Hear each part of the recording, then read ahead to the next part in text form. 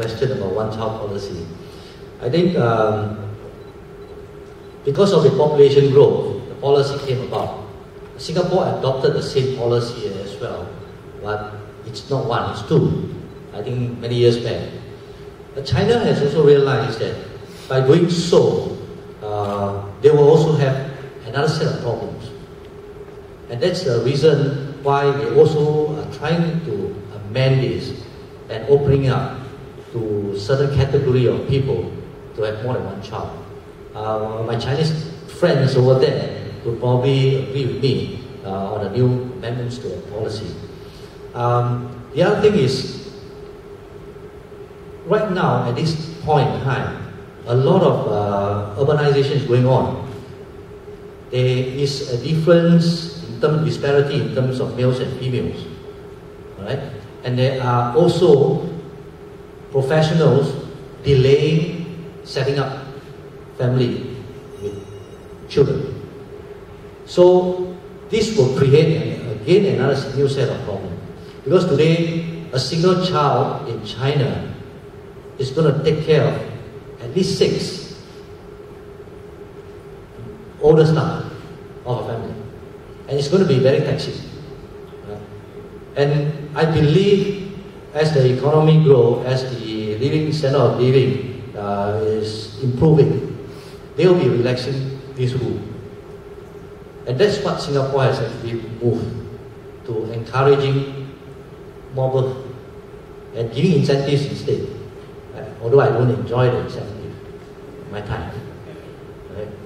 And China's development and Singapore's development is very similar.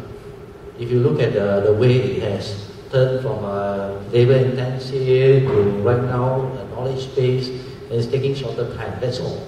But it is moving in the same path. And I think it's very logical. Right? It's very logical. So in no time, they will change their policy. You go to China one of these days? Okay. Prakash, you want to take the second question? Do we need a partner in China? Very often it's dictated by law, but keeping that aside, if you had a choice, my suggestion would be go to China alone, be there for a while, commit to China. You start understanding the language, you start understanding the way people think, you start understanding the culture a little better, maybe a good time for you to look for a partner. A partner necessarily, more often than not, makes it a little more well-oiled and smooth for you.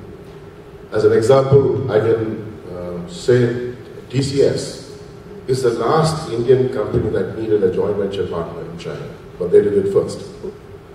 And I think they have benefited, not only because of who they are, but because of the partner and his understanding of that territory. We also have 2 joint venture partners in China, but that's more for handling certain tactical, municipal level issues. We don't have a strategic partnership as yet. But the overall answer I would say is, if you knew China, then having a partner is good. Otherwise, as somebody else was saying, there's so much of misunderstanding that happens. It's good for you to send somebody there, let that somebody be there for 5 years. You can't learn China in 5 years, that's for sure. But you're a lot better off than before. So I would tend to say, if you knew China, a partner would definitely help. You would know how to select your partner in the first place. Point number 2 is, yes, it's been a big, long journey for most of our Indian IT companies in the IT services sector to look at projects domestic market. It's going to be a long journey. You have to create the goodwill. You have to deliver. The model is not the model that we had in the United States because it was a price arbitrage. Here, there's not that much of a price arbitrage. It's got to do with capability. And I think TCS, in many ways, is leading from the front. They have seemed to have 5 banks now, Vijay. They got into 5 banks in China doing some great work. We must also remember people like HP and IBM have been there 20 years before we ever stepped in. The first network that happened in China was a gift from IBM to the universities of China. So there's a huge amount of goodwill and work already that's taken place. So it will take time, but I think we'll get there. We will get there. To answer... Yes, just add to that before we take the next question. I agree with Prakash, and I think that's what we did. To first be there and learn China for the first 4 or 5 years on a wholly owned foreign enterprise. You train your own people, learn the culture, let them learn your culture, get the compliance story right, get the products and the services and training right, and then find a partner. In our case, the reason you want to be in the domestic market is to find a partner who's related to the government. So we found NDRC as a partner, which is the top government body. And that allows you to get into the domestic market much more easily. And that is exactly what happened. And you went into the global bank, the domestic banks, and took a product which was unique, which was customized to China so that you could do it. So you have to find a customized solution for China. If you take a global product, that won't work there. So it's not the government procurement, sometimes that is, but that is not most of the time. Most of the time, Chinese want a product which is customized to their needs, and if you don't have it, then I think you have a problem. So that's the challenge, is to customize it to their needs and requirements. As China gets more global, obviously the customization requirements comes down. Okay, you want to take the next one on demography, trend, and business models and costs?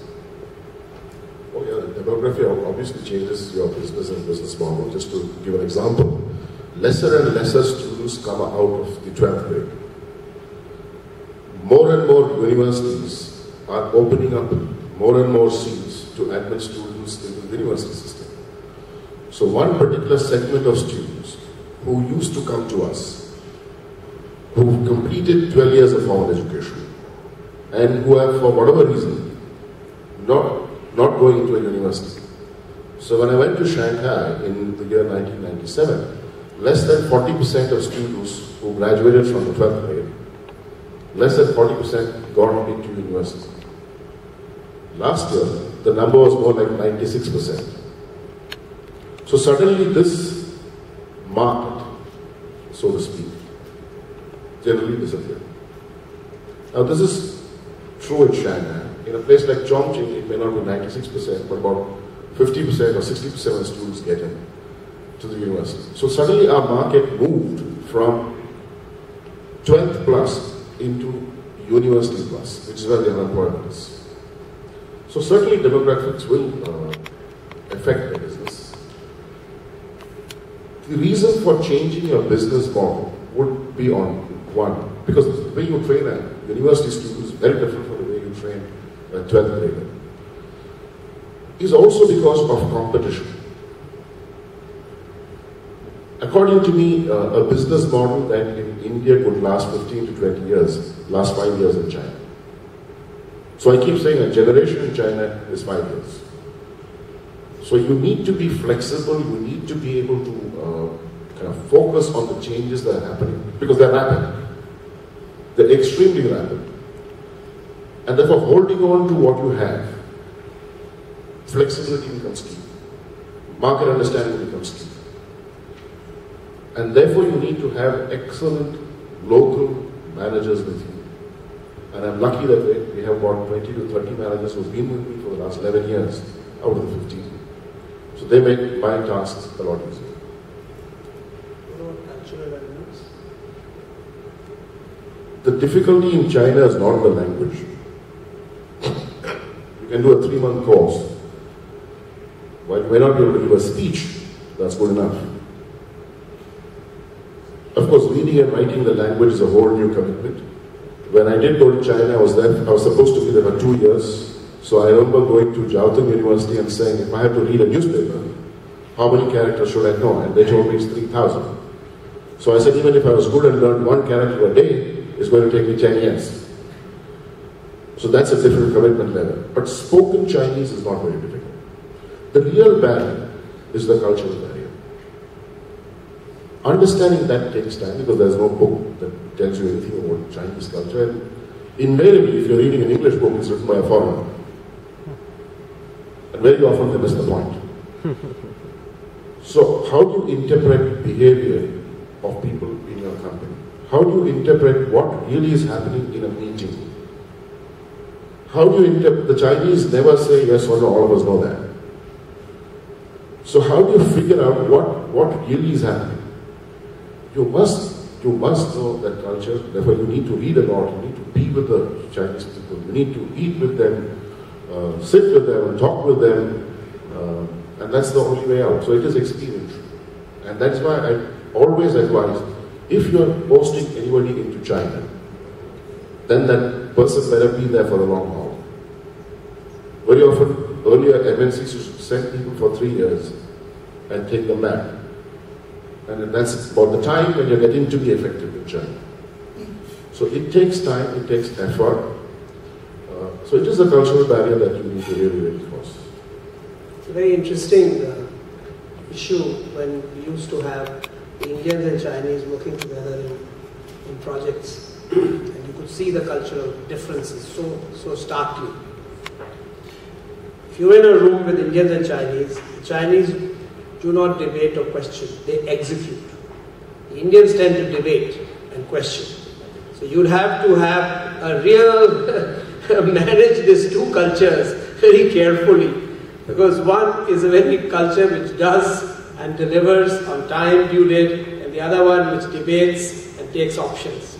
So the cultural differences are substantial, and that will take time for companies to adjust to as they go into China or India. Okay, I think we've probably exceeded our time limit. It's obviously an interesting panel with a lot of experience of hands-on work in China and India. Let me